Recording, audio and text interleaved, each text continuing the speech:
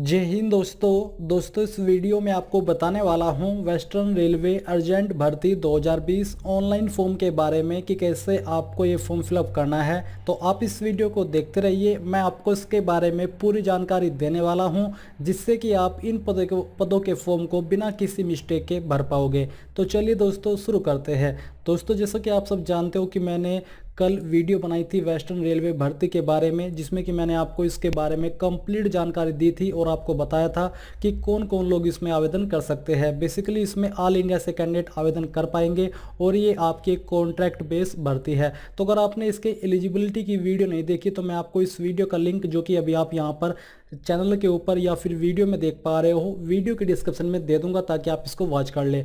Watch करने के बाद अगर आप इसमें अप्लाई करना चाहते हो तो आप इस वीडियो को देखते रहिए। तो ये आपका ऑफिशियल नोटिफिकेशन है जहां पर आप प्रत्येक पोस्ट की वैकेंसी डिटेल, उस पोस्ट पर आवेदन करने के लिए क्या क्वालिफिकेशन आपसे मांगी गई है ये जानकारी, साथ ही उस पोस्ट पर आपको क्या सैलरी दी जाएगी ये यहाँ पर आपको देखने को मिल जाएगी।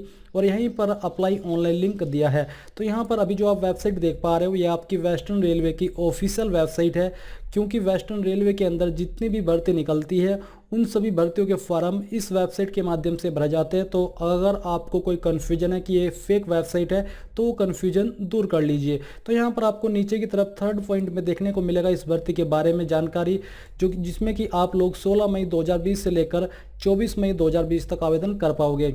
तो यहाँ पर है अप्लाई का लिंक। आपको क्या करना है, यहाँ पर आने पर इसका लिंक आपको वीडियो की डिस्क्रिप्शन में मिलेगा, ये आपको ओपन कर लेना है और आने पर आपको अप्लाई के ऊपर क्लिक कर देना है। इसके ऊपर क्लिक करने के बाद यहाँ पर दिया जा रहा है मोबाइल नंबर। तो यहाँ पर जो भी आपका वैलिड मोबाइल नंबर है वो आपको एंटर करना है और एंटर करने के बाद आपको सेंड ओटीपी के ऊपर क्लिक कर देना है। अप्लाई के ऊपर क्लिक करने के बाद यहाँ पर आपके सामने कुछ इस तरह का इंटरफेस आ जाएगा जहाँ पर आपको न्यू यूजर के ऊपर क्लिक करना है। इसके ऊपर क्लिक करने के बाद आपके सामने यहाँ पर रजिस्ट्रेशन का पेज आ जाएगा। तो एक एक करके सभी जानकारी भरते हैं। यहाँ पर दिया जा रहा है टाइप, तो आपको अदर सिलेक्ट कर लेना है। आधार नंबर यहाँ पर आपको अपना डाल देना है। फिर जो भी आपका वैलिड मोबाइल नंबर है वो यहाँ पर आपको एंटर करना है और इसके बाद आपको जेंडर के ऊपर क्लिक करके आपका जो भी जेंडर है वो आपको सिलेक्ट कर लेना है। नेम आपका क्या है उसके पहले आपको यहाँ पर इसमें से चूज कर लेना है कि आप नेम के शुरुआत में क्या लगाते हो, मिस्टर, श्री। फिर इसके बाद जो भी आपका नाम है वो यहाँ पर आपको एंटर करना है। तो चलिए हम यहाँ पर ये नाम फिलअप कर देते हैं। फिर आती है डेट ऑफ बर्थ। तो जो भी आपकी डेट ऑफ बर्थ है वो यहाँ से आपको सिलेक्ट करनी होगी। पहले यहाँ से अपना जो भी बर्थ ईयर है वो चूज कीजिए, फिर यहाँ से मंथ और डे सिलेक्ट कर लीजिए। फादर नेम, आपके पिताजी का क्या नाम है वो यहाँ पर आपको एंटर कर देना है। ईमेल आईडी आपको यहाँ पर अपनी डालनी होगी। तो चलिए हम यहाँ पर ये ईमेल आईडी फिलअप कर देते हैं। इसको फिलअप करने के बाद फोटो यहाँ पर आपसे आपका मांगा जा रहा है। आपको चूज फाइल के ऊपर क्लिक करना है और जहाँ पर भी आपका फोटो अवेलेबल है वो आपको अपलोड करना होगा। तो चलिए यहाँ से मैं आपको एक इमेज सिलेक्ट करके अपलोड करके दिखाता हूँ। तो यहाँ से हमने इमेज सिलेक्ट कर लिया है। इसके सामने एड्रेस, तो जो भी आपका प्रेजेंट एड्रेस है वो यहाँ पर आपको एंटर कर देना है। यहाँ पर आपको कंप्लीट एड्रेस डाल देना है। स्टेट आपकी जो भी है वो यहाँ से आपको चूज करनी है और उसके अंदर आपकी कौन सी डिस्ट्रिक्ट है वो भी आपको सिलेक्ट कर लेनी है। फिर यहाँ पर आपको अपना पिन कोड एंटर कर देना है। तो चलिए हम यहाँ पर ये पिन कोड डाल देते हैं। डालने के बाद जितनी भी जानकारी आपने यहाँ पर भरी है इन सभी जानकारी को आपको एक बार चेक करना है और चेक करने के बाद आपको नीचे आकर के सेंड ओटीपी के ऊपर क्लिक कर देना है। सेंड ओटीपी के ऊपर क्लिक करने के बाद आपके नंबर पर एक ओटीपी आएगा। वो ओटीपी आपको यहाँ पर एंटर ओटीपी के सामने फिलअप कर देना है और फिलअप करने के बाद आपको नीचे सिंपली सेव के ऊपर क्लिक कर देना है। इसके ऊपर क्लिक करने के बाद यहाँ पर आपके सामने आएगा एम्प्लॉय एडिट सक्सेसफुली। अब यहाँ पर है गो टू लॉगिन। तो आपको क्या करना है, आपको गो टू लॉगिन के ऊपर क्लिक करना है।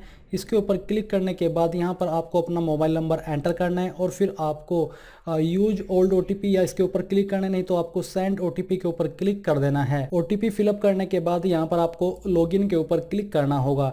इसके ऊपर क्लिक करने के बाद यहाँ पर थोड़ी सी प्रोसेसिंग होगी और इसके लिए आपको थोड़ा सा वेट करना होगा। अब लॉगिन के ऊपर क्लिक करने के बाद आप यहाँ पर लॉगिन हो जाओगे और आपको यहाँ पर जानकारी देखने को मिल जाएगी जो कि जिसमें कि आपको अप्लाई करना है। आप यहाँ पर देख सकते हो आपको पूरी जानकारी दी जा रही है। साथ ही आप यहाँ पर देखोगे पोस्ट अप्लाइड फॉर। तो अब आपको यहाँ पर फॉर्म फिलअप करना स्टार्ट करना है और यहाँ से आपको इसके ऊपर क्लिक करके चूज कर लेना है कि आप कौन सी पोस्ट पर आवेदन करना चाहते हो। ये करने के बाद name, full name in capital, यहाँ पर आपको अपना पूरा नाम अंग्रेजी के बड़े अक्षरों के अंदर लिखना है। डेट ऑफ बर्थ आपकी क्या है वो यहाँ से आपको भरनी होगी। अगर आप यहाँ से अपनी डेट ऑफ बर्थ सिलेक्ट नहीं कर पा रहे हो तो आपको यहाँ पर खुद से जैसे कि इसके अंदर क्लिक करना है और क्लिक करने के बाद यहाँ पर आप प्रत्येक जानकारी एडिट कर सकते हो, जैसे कि 02 05 और यहाँ से हम इसको भर देते हैं। तो इस प्रकार से भी आप अपनी डेट ऑफ बर्थ भर सकते हो। ये भरने के बाद आपको फादर हस्बैंड नेम यानी कि अगर आपकी शादी हो चुकी है तो आपको अपने पति का नाम देना है, नहीं तो आपको अपने पिताजी का नाम यहाँ पर एंटर कर देना है। रिलीजन आपका क्या हो यहाँ से आपको लिख देना है। इसके बाद नेशनलिटी आपकी क्या हो यहाँ से आपको डालना होगा, आप इंडियन लिख सकते हैं। कोरस्पोंडेंस एड्रेस यानी कि प्रजेंट एड्रेस, तो जो भी आपका प्रजेंट एड्रेस है उसकी जानकारी आपको यहाँ पर भर देनी है। भरने के बाद यहाँ पर आपको अपनी स्टेट का नाम खुद से भरना होगा। तो चलिए हम यहाँ पर इसको भर देते हैं। ये भरने के बाद आप देखोगे पिन, तो जो भी आपका पिन कोड है पोस्ट ऑफिस या डिस्ट्रिक्ट का वो यहाँ पर आपको डालना होगा। फिर आती है कॉन्टैक्ट टेलीफोन नंबर, तो यहाँ पर आपको पहले 10 पॉइंट में देखने को मिल पा रहा है कॉन्टैक्ट नंबर मोबाइल, तो यहाँ पर आपको अपना मोबाइल नंबर डालना है। इसके बाद अगर आप एक और नंबर देना चाहते हो तो आप यहाँ पर 11 पॉइंट में इसको भर सकते हो। फिर आती है ईमेल आईडी, इसके बाद आपको यहाँ पर जो भी आपकी ईमेल आईडी है वो एंटर कर देनी है। एंटर करने के बाद आप यहाँ पर देखोगे परमानेंट एड्रेस, तो जो भी आपका परमानेंट एड्रेस है वो आपको यहाँ पर भरना होगा। अभी आपने ऊपर 7 पॉइंट में ये आपका प्रेजेंट एड्रेस भरा है और आप यहाँ पर देख पा रहे हो परमानेंट एड्रेस, तो अगर आपका सेम है तो आप यहाँ पर दोनों में सेम जानकारी भर सकते हो। फिर यहाँ पर 15 पॉइंट में आप देखोगे स्टेट, तो ये भी आपको यहाँ एड्रेस के अंदर आती है जानकारी।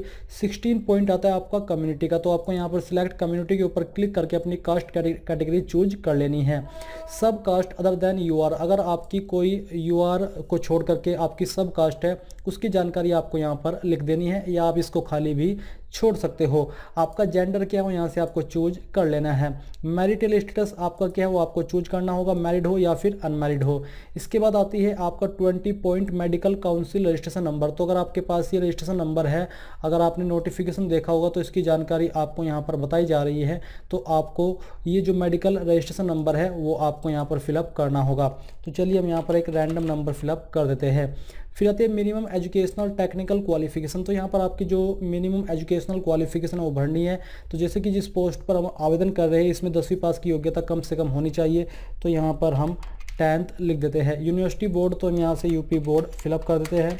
फिर आता है ईयर, आपने किस ईयर के अंदर अपनी जो 10वीं है वो कंप्लीट की थी वो आपको यहाँ पर भरना सिलेक्ट करना है या फिर उसको भर देना है। तो चलिए हम यहाँ से भर देते हैं। सब्जेक्ट आपके क्या क्या थे वो आपको यहाँ पर सब्जेक्ट के नाम एक एक करके लिखने होंगे।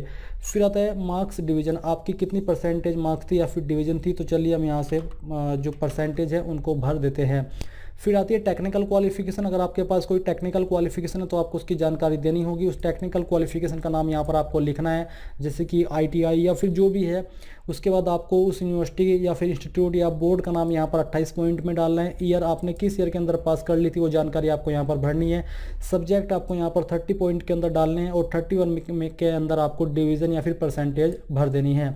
एडिशनल एजुकेशनल या फिर टेक्निकल क्वालिफिकेशन इफ़ एनी, यानी कि अगर आपके पास कोई अतिरिक्त टेक्निकल क्वालिफिकेशन या एजुकेशनल क्वालिफिकेशन है जो कि आप देना चाहते हो तो आप यहाँ पर दे सकते हो। आप यहाँ पर 12वीं की जानकारी भी भर सकते हो, जैसे कि 12th, और यहाँ पर बोर्ड में आप यूपी बोर्ड और ईयर में आप यहाँ पर ये भर सकते हो। और सब्जेक्ट आपके पास जो भी था वो यहाँ पर आपको भरना है और डिवीज़न आपकी कितनी थी या फिर परसेंटेज कितनी थी वो आपको यहाँ पर भर देनी है। फिर आती है मार्क्स ऑफ आइडेंटिफिकेशन, यानी कि अगर आपकी बॉडी के ऊपर कोई एक ऐसा मार्क है जिससे आपकी शरीर की पहचान होती है तो आपको उसकी जानकारी यहाँ पर भर देनी है। तो चलिए हम यहाँ पर ये भर देते हैं। आपको भी सेम तरीके से यहाँ पर ये जानकारी भर देनी है। अगर एक से ज़्यादा मार्क नहीं है तो आप यहाँ पर नो मार्क लिख दीजिए, अगर है तो यहाँ पर उसको भर दीजिए। If you are an ex serviceman state unit, क्या आप एक्स सर्विसमैन हो, अगर हो तो आपको उसकी स्टेट यूनिट यहाँ पर भरनी है, नहीं तो आपको खाली छोड़ देना है। If you are an ex serviceman enrolment date आपको यहाँ पर भरनी है, अगर आप एक्स सर्विसमैन हो। 43 पॉइंट भी आपको खाली छोड़ देना है और आपको 44 पॉइंट भी खाली छोड़ देना है। 45 आता है अटैच रिलीवेंट डॉक्यूमेंट्स, तो यहाँ पर है री upload file for edit mode, यानी कि अगर आप एडिट करना चाहते हो तो आपको दोबारा से फाइल अपलोड कर देनी है। तो यहाँ पर जो भी आपका रिलीवेंट डॉक्यूमेंट्स है जैसे कि आपकी 10वीं की मार्कशीट वो यहाँ पर आपको अपलोड करनी होगी। तो अभी रैंडमली मैं कोई भी इमेज यहाँ पर अपलोड कर देता हूँ, बट आपको अपनी 10वीं की मार्कशीट यहाँ पर अपलोड कर देनी है। हैविंग एक्सपीरियंस अगर आपके पास है तो यहाँ पर चूज कर लीजिए, नहीं तो आपको नॉन सिलेक्ट कर लेना है, यानी कि नन आपके पास कुछ भी नहीं है। एक्सपीरियंस डेजिग्नेशन एंड ग्रेड, आप अगर आप एक्सपीरियंस की जानकारी यहाँ पर भर रहे हो, आप इसमें से एक्सपीरियंस चूज कर रहे हो तो आपको जानकारी भरनी होगी किस पोस्ट पर किया, किस ग्रेड में किया है, टोटल मंथ्स एक्सपीरियंस कितना था और डिटेल्स ऑफ एक्सपीरियंस आपको इस कॉलम के अंदर भरनी होगी। फॉर रिटायर्ड को एम्प्लॉइज ओनली, अगर आप रिटायर्ड एम्प्लॉयज़ हो रेलवे के या फिर किसी भी डिपार्टमेंट के, वो आपको यहाँ पर चूज करके उसकी जानकारी भरनी है। नहीं तो अगर आप फ्रेशर हो तो आपको ये सब जानकारी खाली छोड़ देनी है। ये सब जानकारी भरने के बाद यहाँ पर आपको क्या करना है, सभी जानकारी एक बार चेक कर लेनी है और चेक करने के बाद नीचे आकर के सेव ड्राफ्ट के ऊपर क्लिक कर देना है। अब यहाँ पर दोस्तों आपका ड्राफ्ट सेव हो चुका है और आप यहाँ पर देखोगे एडिट दिस और प्रिंट दिस, साथ ही अपलोड डॉक्यूमेंट। तो मैं आपको एक बार बता दूं कि आपने जो यहाँ पर अटैच रिलेवेंट डॉक्यूमेंट्स अपलोड किया था, जिसमें कि मैंने अपनी तरफ से फ़ोटो अपलोड किया था, बट आपको कहा था कि 10वीं की मार्कशीट अपलोड कर दीजिए, क्योंकि यहाँ पर इन्होंने बताया नहीं कि आपको 10वीं की मार्कशीट या फिर क्या अपलोड करना है। इसलिए मैं यहाँ पर जैसे ही इसको प्रिंट करता हूँ और प्रिंट करने के लिए ये खोलता हूँ तो यहाँ पर आता है फ़ोटो। इसका मतलब ये जगह फ़ोटो की है। इसलिए मैं आपको सजेस्ट करूँगा कि आप यहाँ पर इसको एडिट करके यहाँ पर आपको 10वीं की मार्कशीट की जगह अपना फ़ोटो अपलोड कर देना है। और फिर आपको नीचे देखने को मिल पा रहा है अपलोड डॉक्यूमेंट, तो आपको चूज फाइल के ऊपर क्लिक करके यहाँ पर अपना फ़ोटो अपलोड करना है।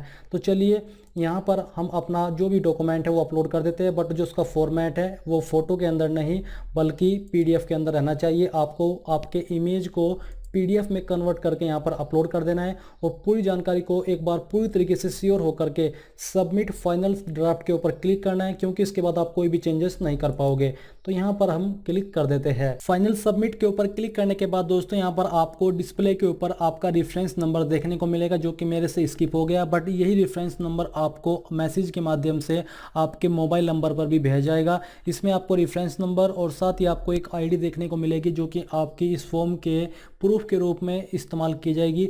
तो बेसिकली आपका जो वेस्टर्न रेलवे का एप्लीकेशन फॉर्म है ये फिल हो चुका है। अब आपको इसमें कोई भी अतिरिक्त प्रोसेस करने की आवश्यकता नहीं है, ये आपका फॉर्म कंप्लीटली फिलअप हो चुका है। तो दोस्तों ये थी आपकी western railway various post online form 2020 के बारे में पूरी जानकारी। आई होप ये जानकारी आपको पसंद आई होगी।